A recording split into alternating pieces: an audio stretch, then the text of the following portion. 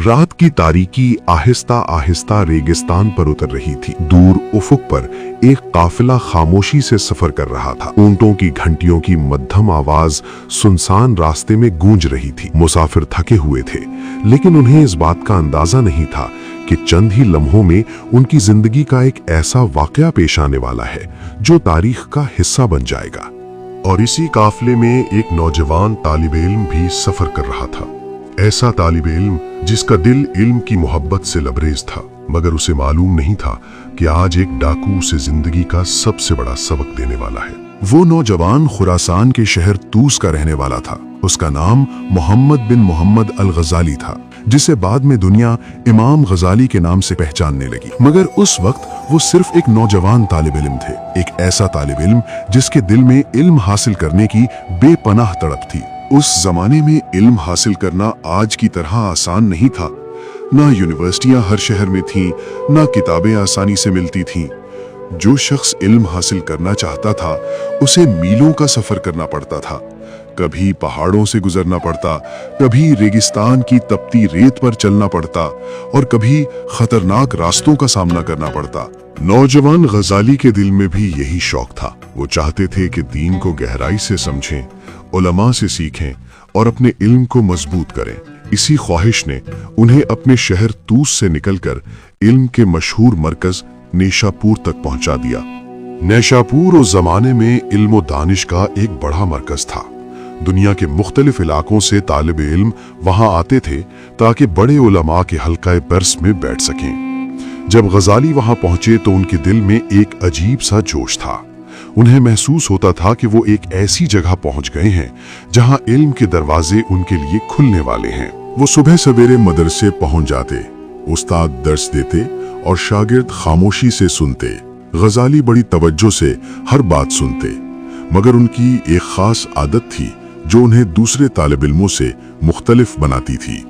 वो हर सबक के बाद अपनी नोटबुक निकालते और उस्ताद की हर अहम बात को एहतियात से लिख लेते। कभी कभी रात को जब दूसरे तालिब इल्म सो जाते तो वो चिराग की मध्यम रोशनी में बैठकर अपने नोट्स को दोबारा पढ़ते। जो बात समझ न आती अगले दिन उस्ताद से पूछते, जो बात अहम लगती उसे दोबारा साफ लिखते। साल गुजरते गए, उनके पास नोटबुक्स का एक बड़ा जखीरा जमा हो गया था। हर नोटबुक में कीमती इल्म लिखा हुआ था। कहीं फिक़ह के मसाइल थे, कहीं हदीस के अक़वाल, कहीं फ़लसफ़ा की बहसें और कहीं असातिज़ा की हिकमत भरी नसीहतें। ये कागज आम कागज नहीं थे, ये उनकी कई साल की मेहनत का नतीजा थे। कभी कभी वो अपने थैले को खोलकर उन नोटबुक्स को देखते और मुस्कुरा देते। उन्हें महसूस होता जैसे उनके पास एक खजाना मौजूद हो। बिलाखिर वो दिन भी आ गया जब उनकी तालीम मुकम्मल हो गई। अब वक्त था कि वो अपने शहर तूस वापस लौटें। उन्होंने अपनी तमाम नोटबुक्स को एहतियात से एक मजबूत कपड़े के थैले में रखा। हर किताब और हर सफ़ा उनके लिए बहुत कीमती था। उन्होंने उस थैले को मजबूती से बांधा और अपने सामान के साथ रख लिया। चंद दिन बाद वो एक काफिले के साथ रवाना हो गए। काफिला आहिस्ता आहिस्ता सफर कर रहा था। कभी रास्ता पहाड़ों के दरमियान से गुजरता, कभी खुले मैदानों से और कभी लंबे रेगिस्तानी रास्तों से। दिन के वक्त सूरज तेज चमकता था और रेत सुनहरी नजर आती थी। रात के वक्त आसमान सितारों से भर जाता था। मुसाफिर आग के गिर्द बैठकर बातें करते, अपने सफर के किस्से सुनाते और फिर आहिस्ता आहिस्ता सो जाते। इमाम गज़ाली ज्यादातर खामोश रहते। कभी वो आसमान की तरफ देखते और अल्लाह की कुदरत पर गौर करते, कभी अपने सामान को देखते और खास तौर पर उस थैले को चेक करते जिसमें उनकी नोटबुक्स थीं। उन्हें महसूस होता था कि उनके पास एक ऐसा खजाना है जिसे वो बहुत एहतियात से ले जा रहे हैं। एक दिन काफिला एक सुनसान रास्ते से गुजर रहा था। हवा में अजीब सी खामोशी थी। आसपास कोई आबादी नहीं थी, सिर्फ रेत के टीले और दूर दूर तक फैला हुआ सहरा। अचानक दूर से घोड़ों की तेज आवाजें सुनाई दी। मुसाफिरों ने चौंक कर इधर देखा। चंद ही लम्हों में निकाब पोश सवारों का एक गिरोह काफिले के करीब पहुंच गया। ये डाकू थे। उन्होंने काफिले को चारों तरफ से घेर लिया। मुसाफिरों के चेहरों पर खौफ फैल गया। कुछ लोग खामोश खड़े हो गए, कुछ ने अपने सामान को पकड़ लिया और कुछ लोग अल्लाह का नाम लेने लगे। डाकू एक एक करके लोगों का सामान लेने लगे। किसी से सोने के सिक्के ले लिए गए, किसी से कपड़े और किसी से कीमती चीजें। इमाम गजाली भी खामोश खड़े थे। वो जानते थे कि इस वक्त मुजाहिमत करना खतरनाक हो सकता है। एक डाकू उनके पास आया और उनका सामान टटोलने लगा। फिर उसकी नजर इस कपड़े के थैले पर पड़ी। उसने थैला खोला और उसमें से नोटबुक्स निकाल ली। इमाम गजाली के दिल में जैसे किसी ने चोट लगा दी। ये वही नोटबुक्स थी जिनमें उनकी कई साल की मेहनत महफूज थी। डाकू वो थैला लेकर आगे बढ़ने लगा। चंद लम्हों तक इमाम गजाली खामोश खड़े रहे। उनके दिल में अजीब सी बेचैनी थी। आखिर उन्होंने हिम्मत जमा की और डाकुओं के पीछे चल पड़े। वो डाकुओं के सरदार के करीब पहुंचे और अदब से बोले, ए सरदार, मुझे आपसे एक दरखास्त करनी है। डाकू सरदार ने हैरत से उस नौजवान को देखा। क्या बात है? उसने सख्त लहजे में पूछा। इमाम गजाली ने निहायत आजिजी से कहा, आप मेरा बाकी सामान रख लें, लेकिन बराहे करम वो कागज मुझे वापस दे दें। डाकू सरदार हैरान हो गया। उसने हाथ में पकड़ी हुई नोटबुक्स को देखा और बोला, ये कागज इतने कीमती हैं? इमाम गजाली ने जवाब दिया, जी हाँ, ये मेरे लिए बहुत कीमती है।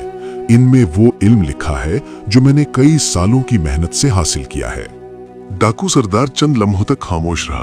फिर उसने एक अजीब सी मुस्कुराहट के साथ कहा, अच्छा, तो ये तुम्हारा इल्म है? जी हाँ, अगर मैं ये कागज तुमसे ले लूं तो तुम्हारा इल्म भी चला जाएगा।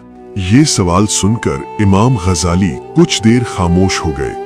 उन्होंने आहिस्ता से कहा, अगर ये नोट्स ना रहें तो मेरे लिए बहुत मुश्किल हो जाएगा, क्योंकि इनमें वो सब कुछ लिखा है जो मैंने सीखा है।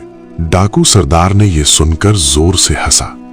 फिर उसने संजीदगी से कहा, तो फिर तुम्हारा इल्म तो बहुत कमजोर है।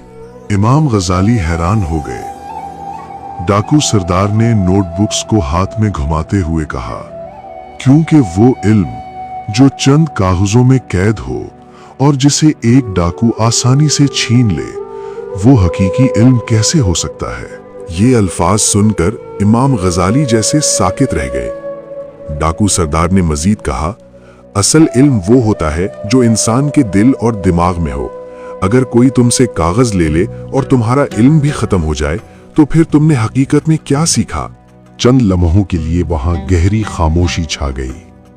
रेगिस्तान की हवा आहिस्ता आहिस्ता चल रही थी। इमाम गजाली के दिल में ये अल्फाज गूंज रहे थे। डाकू सरदार ने अचानक वो नोटबुक्स उनकी तरफ बढ़ा दी। ये लो अपने कागज, और याद रखो, इल्म को कागजों में नहीं बल्कि अपने अंदर महफूज करो।